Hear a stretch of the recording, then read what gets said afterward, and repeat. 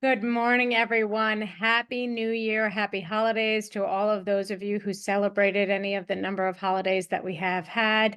As we venture also into 2024, Happy New Year again. My name is Karen Dubin. I am a social worker. I am the Chief Operating Officer at Sweet Institute, and I have been in a conversation with you about the transformation of the mental health system, doing it also through the lens of social work and social workers, what that means to us to be in a really unique and valuable position as individuals who operate from a boots on the ground place, natural advocates, and really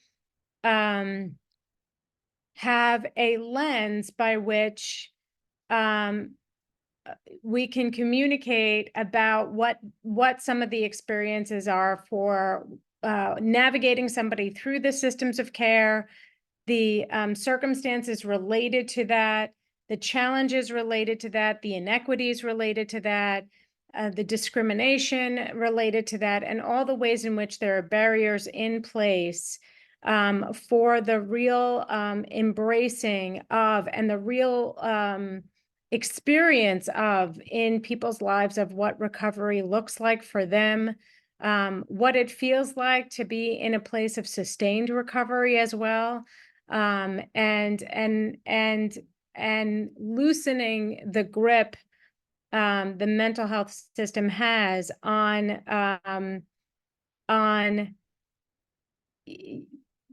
offering care or requiring care that just doesn't seem to be producing the level of outcomes that really are showing a level of independence that people can have from the systems of care, so that they can live lives that are full and include all the different domains that allow us to really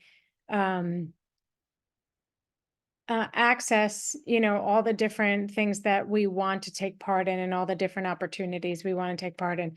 So that's been the conversation that we've been having, and through multiple different lenses and domains. And in our other posts on Social Work Power, we use some of our articles to continue and facilitate that conversation as well. We have regular articles that go out, and we have our Social Work Power Certificate course where you can come to one or all of them. It's an opportunity really to be part of the building of something, the creation of something, even being part of the thought tank related to what this system of care might look like, what might be piloted.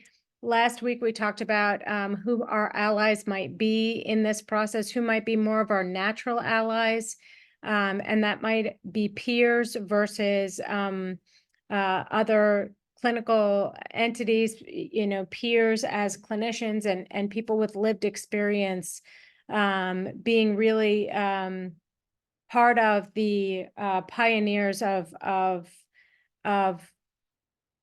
helping to facilitate this transformation, or really spearheading the transformation, having had all of the experiences that have been had, and being able to be in a position where they are both recipients of care and providers of care, and really know and have a real, true, authentic sense of what it's like being on both sides of the table. So that was the conversation of last week, and really thinking about who are our natural allies and who does it make the most sense for us to combine forces with around the transformation of mental health. And so today really is just it's a summary of what it is that we have been talking about.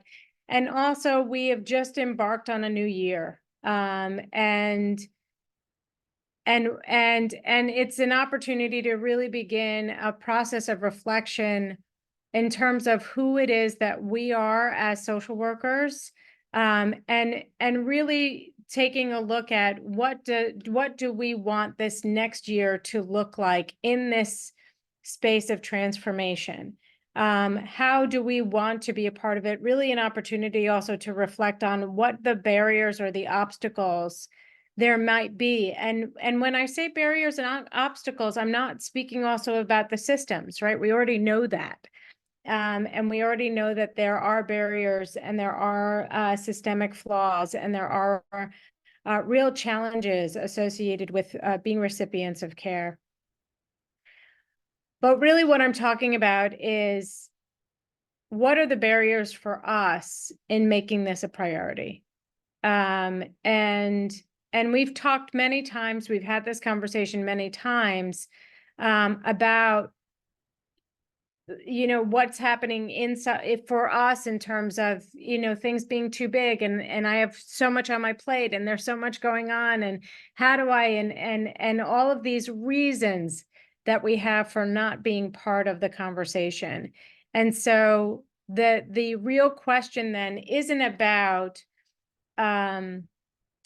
what are the barriers, it's what opportunity do you want to stand in being part of this transformation of mental health. If you could choose one thing that you can do, one thing, no matter how big or how small it might be, one thing, you know, we think of things like the transformation of mental health, which is huge. Like, you know, I kid you not, right? Like, this is a huge thing. And there are more than 750,000 social workers in the United States that are registered. And if 250,000 of them, of us, did one small thing towards this transformation of mental health, the level of massive change that would occur would be, you know, would be beyond anything that I could dream of. So what would be if you were to look at this as an opportunity, it's a new year, new opportunities, new things that are present for us, what would be your one thing, no matter how big or small it might be, that can contribute to what it is that we're about as social workers, what it is we're about at SWEET in the transformation of mental health. So I want to hear from you. Put your one thing, no matter how big or how small. It's a new year and a new opportunity. So what would be your one thing that you would do to participate in or contribute to the transformation of mental health? So have a wonderful, wonderful rest of your day. I'll see you again on Monday as we continue on in the conversation.